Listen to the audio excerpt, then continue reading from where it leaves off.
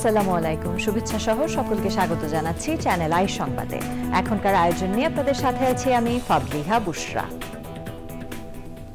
শুরুতেই চলুন দেখে নিই সুপার ফ্রেশ ফর্টিফাইড সয়াবিন তেল সংবাদ শিরোনামগুলো। একনেকে প্রায় 24,400 কোটি টাকা ব্যয়, 4 প্রকল্পের অনুমোদন। মাতারবাড়ি প্রকল্পের ব্যয় বাড়ল 6,500 কোটি টাকা।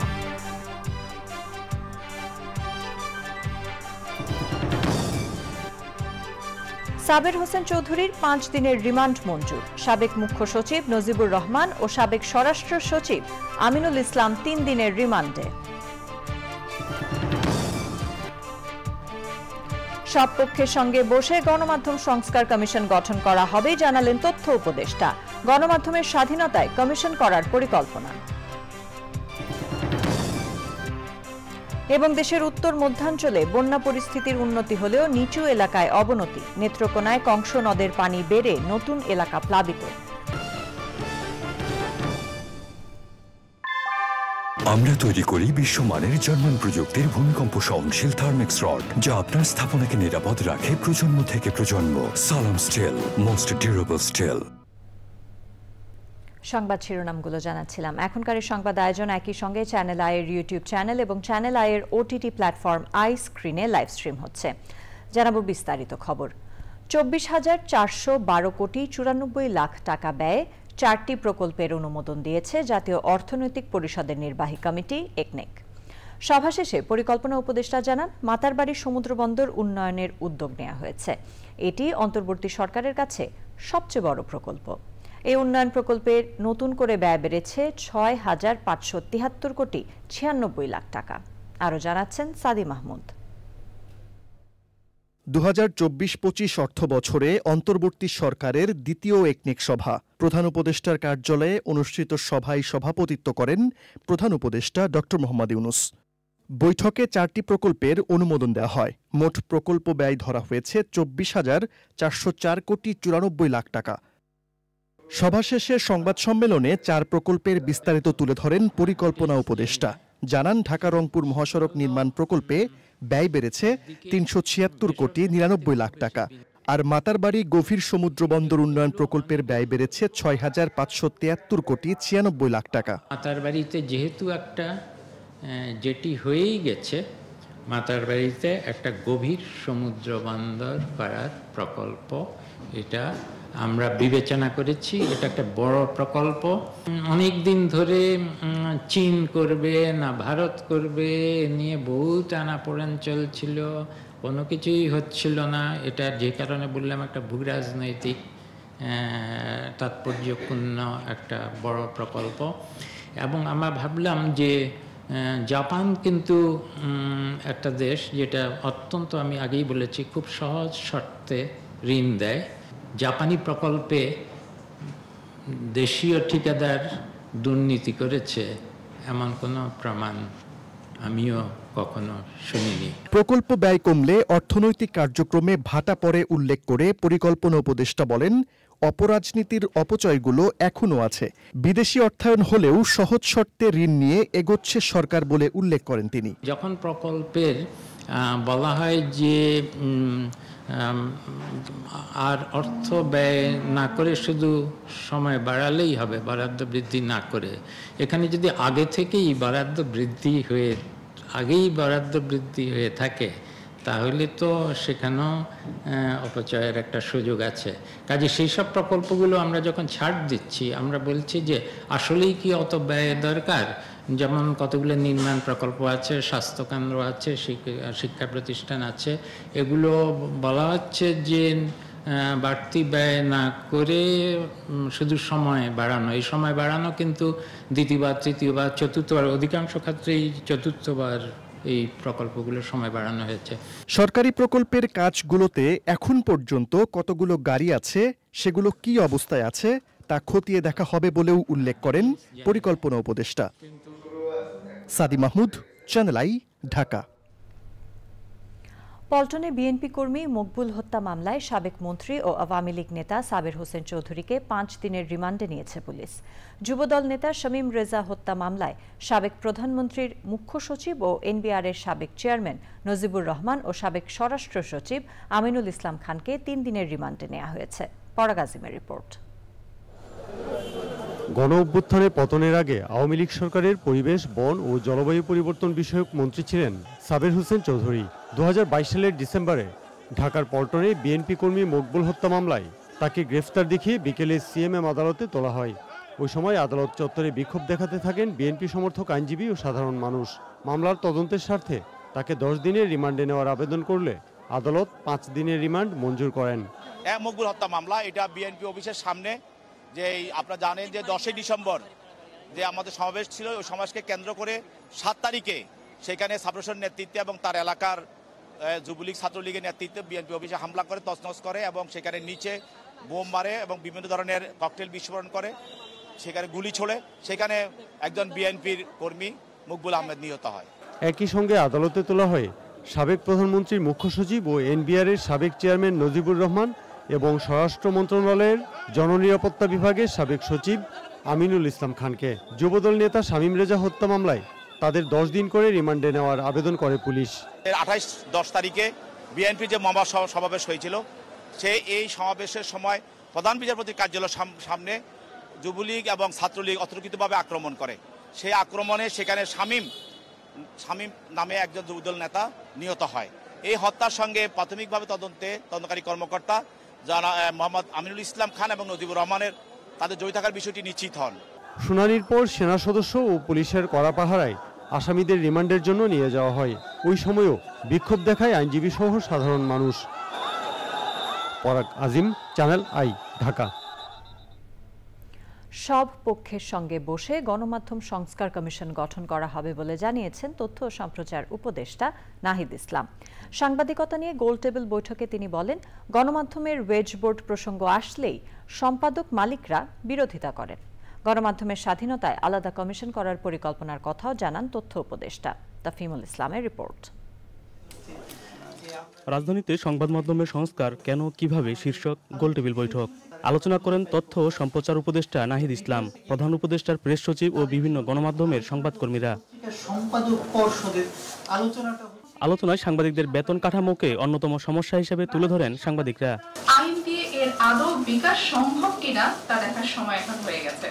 জুলাই আন্দোলনে সাংবাদিকরা ভূমিকা রাখার চেষ্টা করলেও নানা চাপের কারণে তা পারেনি মন্তব্য করে তথ্য উপদেষ্টা বলেন, গণমাধ্যমকে স্বাধীন করতে পৃথক কমিশন গঠনের কথা ভাবছে সরকার। বিভিন্ন স্টেক হোল্ডারদের সাথে আনুষ্ঠানিক এবং অনানুষ্ঠানিকভাবে বসতেছি, সম্পাদক পরিষদের সাথে বসা হয়েছে। আজকের এই আলোচনাটাও এটা এক ধরনের ইনসাইট দিবে মালিক পক্ষ, তো বিভিন্ন পক্ষের সাথে ওই বসাটা এখনো কমপ্লিট হয়নি। তো সকল পক্ষের সাথে বসে তাদের একটা পরামর্শ নিয়ে আমরা এই সংস্কার কমিশনটা আসলে ঘোষণা করতে চাচ্ছি। তথ্য উপদেষ্টা বলেন, সাংবাদিকরা কেন পেশাদারিত্বের সাথে কাজ করতে পারছেন না সে বিষয়ে পর্যালোচনা করা হচ্ছে। সামনের দিকে আসলে দেখাতে চাই যে আমাদের সামনের দিনগুলোতে আমাদের কিভাবে সাংবাদিকতাকে আমরা আরো পেশাদারিত্বের একটা জায়গায় নিতে পারি এবং যাতে আমাদের তরুণরা, মেধাবীরা আগ্রহী হয়। গণমাধ্যমকে গোয়েন্দা সংস্থা, রাজনৈতিক দল ও ব্যবসা প্রতিষ্ঠানের প্রভাবমুক্ত করার আহ্বান জানান সিনিয়র সাংবাদিকরা। তাফিমুল ইসলাম, চ্যানেল আই, ঢাকা। বৃষ্টিপাত কমায় দেশের উত্তর মধ্যাঞ্চলের উজানে বন্যা পরিস্থিতির উন্নতি হলেও নিম্নাঞ্চলে অবনতি হয়েছে। নেত্রকোনার পূর্বধলায় জারিয়া জঞ্জাইল পয়েন্টে কংস নদের পানি বিপদসীমার ওপর দিয়ে প্রবাহিত হয়, প্লাবিত হয়েছে বেশ কয়েকটি গ্রাম। শেরপুর ও ময়মনসিংহের নিম্নাঞ্চলেও বন্যা পরিস্থিতির অবনতি হয়েছে। শেরপুরের নকলায় আরও 3 জনের মরদেহ উদ্ধারে বন্যায় জেলায় মৃতের সংখ্যা 8 জনে দাঁড়িয়েছে।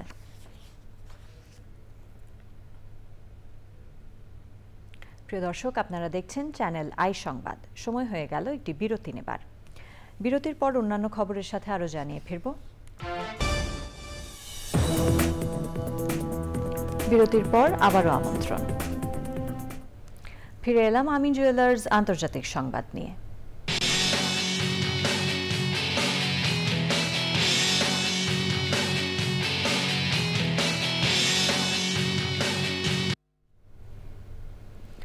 ফিলিস্তিনের গাজার দেইর এল বালা এলাকায় আল আকসা মার্টিয়ার্স হাসপাতাল প্রাঙ্গণে বিমান হামলা চালিয়েছে ইসরায়েল। এ হামলায় 11 জন আহত হয়েছেন।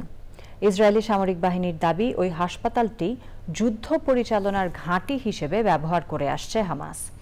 হাসপাতালটি হামাসের নিয়ন্ত্রণে পরিচালিত হচ্ছিল, তাই সেখানে যুদ্ধ বিমান থেকে বোমা ফেলা হয়েছে। তবে এসব অভিযোগের পক্ষে কোনো তথ্য প্রমাণ হাজির করা হয়নি। ইসরায়েলে হামাসের হামলার 1 বছর পূর্ণ হলো আজ। গত 1 বছরে ইসরায়েলি হামলায় 41,881 জন ফিলিস্তিনি নিহত হয়েছে। এবার রয়েছে কৃষি সংবাদ।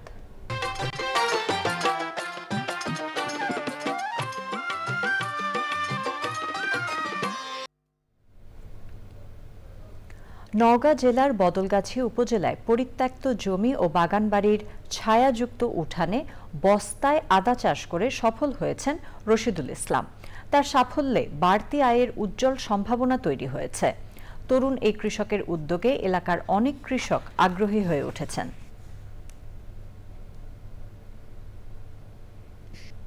এবার রয়েছে প্রকৃতি সংবাদ।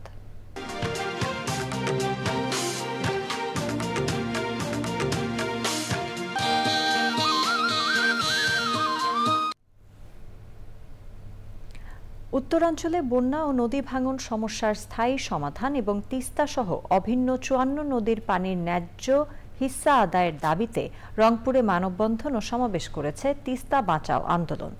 নগরীর কাচারি বাজারে সংগঠনের আহ্বায়ক অ্যাডভোকেট পলাশ কান্তি নাগের সভাপতিত্বে এতে বক্তৃতা করেন তিস্তা পাড়ের ক্ষতিগ্রস্ত মানুষ।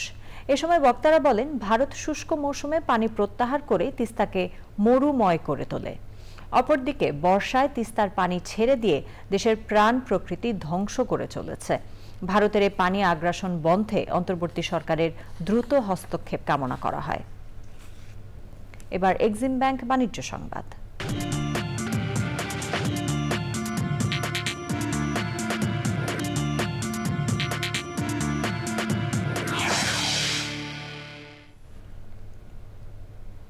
হবিগঞ্জে আল আরাফা ইসলামী ব্যাংক পিএলসির 226তম শাখার কার্যক্রম আনুষ্ঠানিকভাবে শুরু হয়েছে।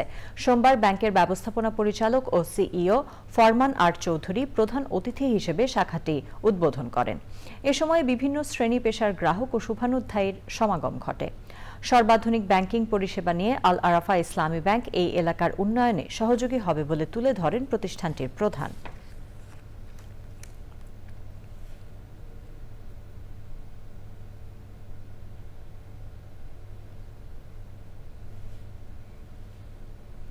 সংবাদে আবারও সময় হয়ে গেল একটি বিরতি নেবার। বিরতির পর জানিয়ে বিরতির পর সাথে থাকার জন্য ধন্যবাদ সবাইকে। বিএনপির সিনিয়র যুগ্ম মহাসচিব রুহুল কবির রিজভী বলেছেন, বিগত স্বৈরাচারী সরকারের সুবিধাবাদীরা অন্তর্বর্তী সরকারে পুনর্বাসিত হচ্ছে। রাজধানীর এলিফ্যান্ট রোডে ডেঙ্গু সচেতনতা বাড়াতে লিফলেট বিতরণ কর্মসূচিতে তিনি প্রশ্ন রাখেন, একজন বিতর্কিত ব্যক্তিকে কেন পররাষ্ট্র সচিব করা হলো? রিজভী বলেন, যদি ফ্যাসিস্ট সরকারের দোসরদের সরকারের গুরুত্বপূর্ণ জায়গায় স্থান দেয়া হয়, তাহলে ছাত্র জনতার আন্দোলনের শহীদদের অবমাননা করা হবে। শেখ হাসিনার মতো ফ্যাসিস্টকে এবং তার শুভদৃষ্টি দেওয়ার জন্য যারা বিরোধী দলকে দমন করতে সক্রিয় ভূমিকা পালন করেছে, তারা যদি আজকে গুরুত্বপূর্ণ জায়গায় তাদেরকে বসানো হয়, তারা যদি পররাষ্ট্র মন্ত্রণালয়ের মতো একটি গুরুত্বপূর্ণ মন্ত্রণালয়ের সচিব হয়, তাহলে সেই সরকার অন্তর্বর্তীকালীন সরকারের দুর্বল হয়ে যাবে। এবার রয়েছে খেলার খবর।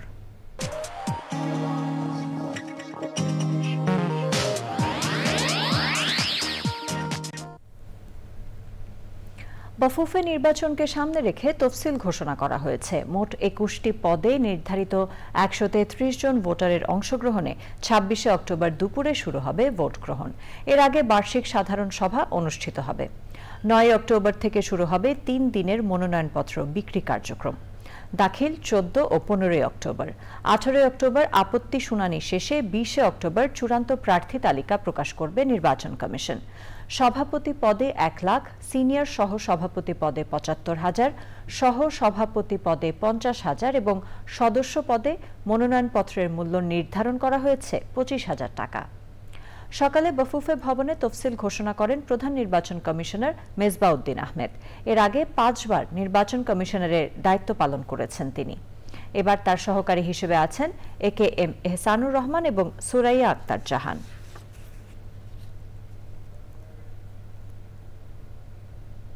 এরই সাথে আয়োজনের শেষ পর্যায়ে আমরা, তবে যাবার আগে সুপার ফ্রেশ ফর্টিফাইড সয়াবিন তেল সংবাদ শিরোনামগুলো জানিয়ে দিচ্ছি আরও একবার।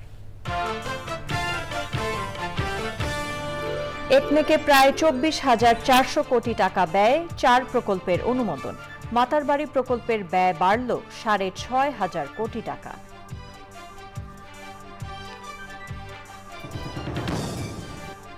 সাবের হোসেন চৌধুরীর 5 দিনের রিমান্ড মঞ্জুর। সাবেক মুখ্য সচিব নজিবুর রহমান ও সাবেক স্বরাষ্ট্র সচিব আমিনুল ইসলাম 3 দিনের রিমান্ডে।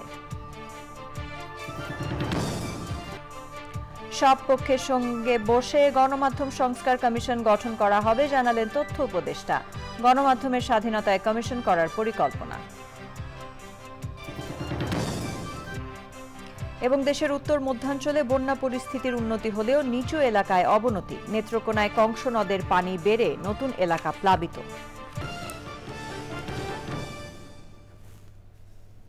আমাদের পরবর্তী সংবাদ দেখার আমন্ত্রণ জানিয়ে শেষ করছি। ধন্যবাদ সবাইকে।